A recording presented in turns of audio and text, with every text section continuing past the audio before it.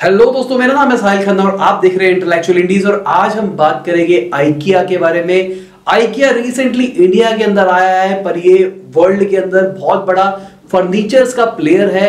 जैसे वॉलमार्ट हमारे देश के अंदर आया फ्लिपकार्ट के थ्रू, IKEA डायरेक्टली आया है और ये मार्केट को खत्म कर सकता है पूरी की पूरी फर्नीचर को। वॉलमार्ट इकोनॉमिक्स ऑफ स्केल के ऊपर काम करता है, कॉस्ट लीडरशिप के ऊपर काम करता है। IKEA भी उसी टाइप की स्ट्रेटेजी के ऊपर काम करता है। वो इतना सस्ता आपको प्रोडक्ट अवेलेबल करा देगा कि जो आपको लोकल रिटेल जो भी होलसेल मार्केट होगी वहां से भी प्रोडक्ट नहीं मिल पाएगा।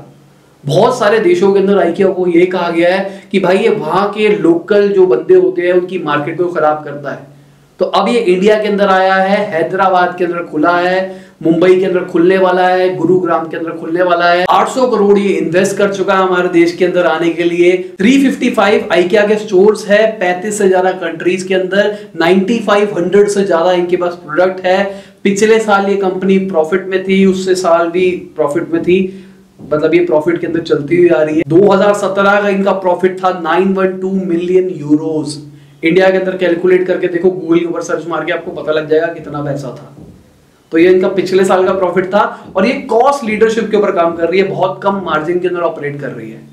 तो चलिए हिस्ट्री के ऊपर आते हैं, इनकी पूरी की पूरी कहानी सुनते हैं किस तरीके से कंपनी बनी। इंगवार कंपार्ड 1926 के अंदर 1926 के अंदर स्वीडन के एक छोटे से गांव के अंदर पैदा होते हैं। और उस टाइम स्वीडन का हाल बहुत बुरा था, अगर आपको याद हो, अगर आपने थोड़ी सी स्टडी करी हो तो। बहुत ज्यादा पॉवर्टी के अंदर जीते थे, तो उनका पूरा का पूरा बचपन इसी तरीके से निकला, मतलब कम पैसों के साथ। 6 साल की उम्र के अंदर ये माचिस बेचते थे, बचपन से ही बिजनेस माइंडसेट के थे। 10 साल की उम्र तक आते आते ये अपनी साइकिल के ऊपर साथ वाली गांव के अंदर जाने लग गए। वहां पे क्रिसमस का सामान बेचते थे, पेंसिल, वो जो मछलियां लटकाई जाती है, ट्रायंगल्स लटकाए जाते हैं, उस टाइप की चीजें। 17 साल की उम्र में 1943 के अंदर भाई इन्होंने स्कूल के अंदर अच्छे नंबर लेके आए। डिस्लेक्सिक थे, उतारे जमीन पर वाला सीन था, तो वो थे। उसके बाद भी इनके अच्छे नंबर आए, इनके पापा ने इनको फाइनेंशियल गिफ्ट दिया, मतलब पैसों का। तभी उन्होंने वो पैसा यूटिलाइज करके कंपनी खड़ी करी IKEA के नाम से। IKEA किस तरीके से बनी आप चेक कर सकते हो साइड के अंदर। अब मैं ये बोल नहीं पाऊंगा ये सारे के सारे नाम, क्योंकि आपको पता है मेरी प्रोनाउंसिएशन उतनी अच्छी नहीं है। तो मैं ये बोलूंगा और मैं गलत बोलूंगा तो हो सकता है कई लोग ऑफेंड हो जाए। तो मैं यहाँ पे दिखा रहा हूं ये कहां से बनी।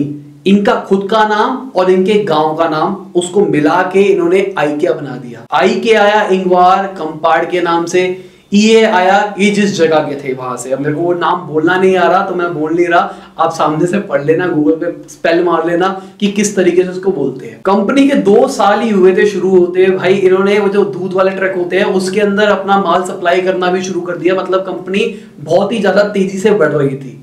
1947 आते आते भाई इन्होंने लोकल मैन्युफैक्चरर से टाई अप कर लिया और उनका माल बेचते थे। 1955 तक आते आते लोकल मैन्युफैक्चरर से इनको बायकॉट कर दिया, क्योंकि उनका प्रोडक्ट बहुत ही कम दाम के अंदर बेचते थे, क्योंकि इनका भाई पेट कम था, इनका प्रॉफिट मार्जिन वाली सोच कम थी। 1973 के अंदर एक तो भाई बायकॉट चल रहा था, साथ के साथ स्वीडन के टैक्सेस ज्यादा थे, इस चक्कर में इन्होंने अपने आप को डेनमार्क में मूव कर लिया। तो बेसिकली टैक्स बचाने के लिए, अगर टैक्स ज्यादा पे करेंगे इसके चक्कर में इनको अपना प्रोडक्ट का प्राइस बढ़ाना पड़ेगा और ये कम मार्केट को टैप इन कर पाएंगे। इनकी स्ट्रेटेजी क्या थी, मेरे को कॉस्ट लीडरशिप के ऊपर काम करना है, कम से कम ऊपर मार्जिन के ऊपर काम करना है, ज्यादा से ज्यादा माल बेचना है, बस मेरा एम यही है। अगर मैं टैक्स दे दूंगा तो क्या होगा, मान के चलो मैं 2 रुपए टैक्स दूंगा, 8 रुपए का मुझे प्रोडक्ट पड़ा, तो 8 + 2 1 रुपए मैंने ऊपर बचाया, 11 रुपए का प्रोडक्ट बन गया। अगर मैं टैक्स कम दूंगा तो क्या होगा, 8 रुपए का प्रोडक्ट 1 रुपए मैंने ऊपर बचाया तो मैं 9 रुपए का बेच पाऊंगा। तो इसलिए इन्होंने यहाँ पे बाहर अपने आप को मूव करने का सोचा। अब भाई इनके प्रोडक्ट के अंदर ऐसी खासियत क्या थी, सबसे पहले बात करते हैं। नॉर्मल तो स्टार्टिंग में तो मैन्युफैक्चरर से ले रहे थे, उसके बाद इन्होंने एक रेवोल्यूशनरी आइडिया लेके आए।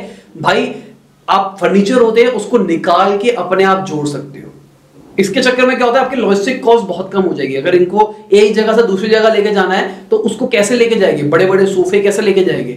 इन्होंने मॉड्यूलर चीजें बनानी शुरू कर दी। इस चीज को इन्होंने नाम दिया फ्लैट पैक फर्नीचर्स। तो अपने वेयर हाउस से डायरेक्टली बेचते थे, कंज्यूमर्स आते थे वहीं से लेके जाते थे, अच्छे प्राइसिंग के ऊपर मिलता था, ले जाना आसान होता था, लॉजिस्टिक कॉस्ट कम होती थी, इस चक्कर में कम मार्जिन के ऊपर ही ज्यादा सेल आ जाती थी। फिर क्या था, फिर तो कोई रोकने वाला था नहीं। अब आपके पास अच्छा प्रोडक्ट था, अच्छी प्राइसिंग थी, अब ये ग्लोबली एक्सपेंड करना शुरू करते गए।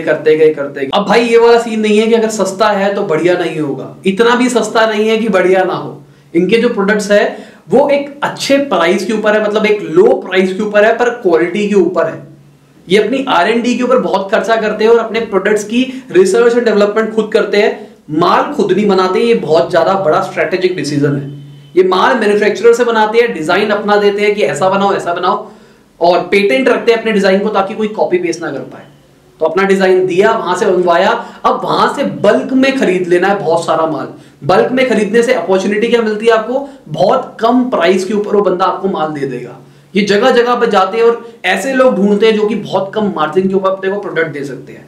वैसे लोगों को पकड़ते हैं, वहां से माल लेते हैं और उसके बाद अपनी कंपनी में ले आते हैं, बल्क बाइंग करके एक जगह पे ले आते हैं, फिर वहां से दुनिया के सारे कोनों में फैला देते हैं। अब मैं आपको एक और बात बता दूं भाई, जो इनकी कंपनी है वो NGO है, नॉन प्रॉफिट ऑर्गेनाइजेशन है।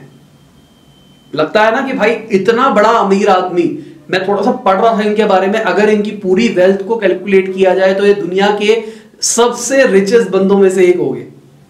पर ये कहीं पे भी रैंक नहीं करते। क्यों नहीं करते? क्योंकि इन्होंने NGO बना रखी है। क्या ये NGO देशभक्ति के लिए है? क्या वो इसलिए है कि वो बचपन से आज तक गरीबी देखते हुए ऐसा भी चाहते थे किसी भी गरीब को ऐसा ना लगे, इसलिए वो मेरा प्रोडक्ट ले पाए? और ये जो पैसा आता है, प्रॉफिट आता है, वो NGO के अंदर, चैरिटी ऑर्गेनाइजेशंस के अंदर बांटते हैं। क्या ये चीज सही है? देखिए, एक चीज क्या करी इन्होंने, एक डिजाइन स्कूल बनाया, वो चैरिटी हाउस है, वहां से जो कंपनी का प्रॉफिट आता है वो वहां जाता है। बाकी जो प्रॉफिट आता है वो कंपनियों के अंदर री इन्वेस्टमेंट के काम आता है, मतलब माल खरीदने के, वेयर हाउस में रखने के। आपने फ्रेंचाइज मॉडल बना रखे है तो फ्रेंचाइज मॉडल के अंदर कुछ इन्वेस्टमेंट करनी है, इसी काम के अंदर यूज आ रहा है। तो इनके पास तो कुछ भी नहीं आ रहा।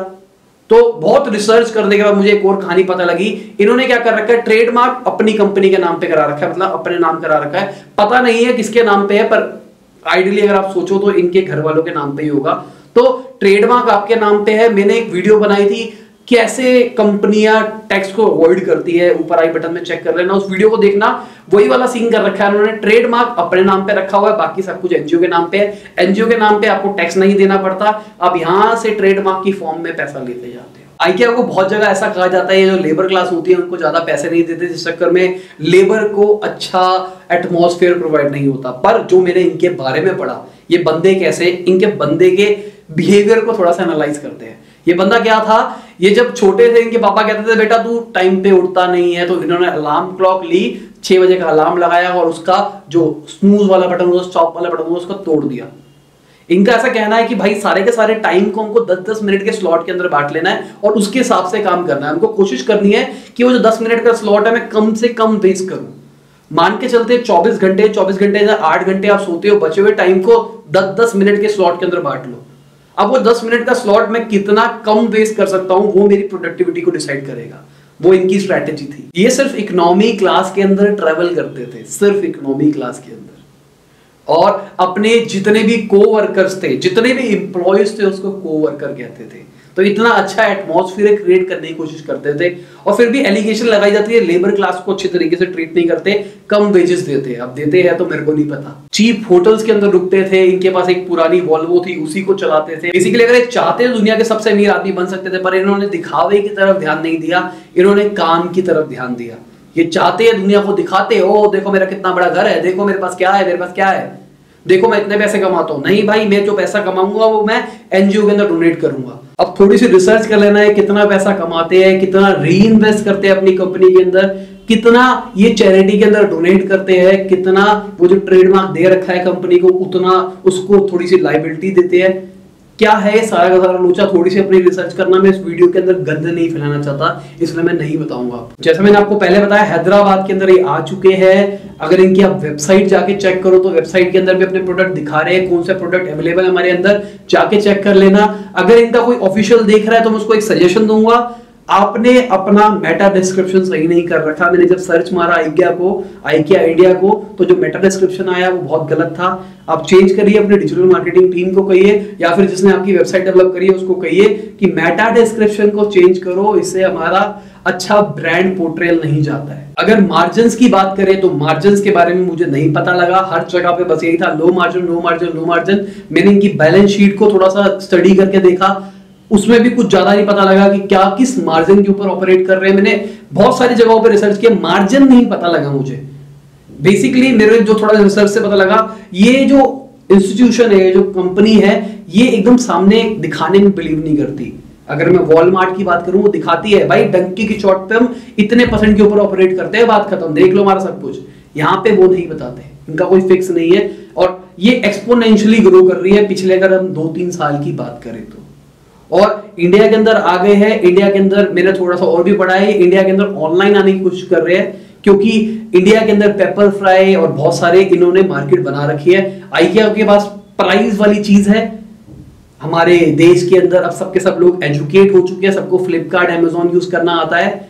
IKEA जैसा ब्रांड आएगा, अच्छे रेट के अंदर देगा तो हो सकता है माल बिकना शुरू हो जाए। अब मैंने इनकी कई वीडियोस देखी, जो इनका स्टोर खुला है, उस स्टोर के अंदर क्या हो रहा है भाई, इन्होंने कंप्यूटर डिस्प्ले लगा रखे हैं, वहीं से आप प्रोडक्ट को ऑर्डर कर सकते हो, आपके घर में डिलीवर हो जाएगा।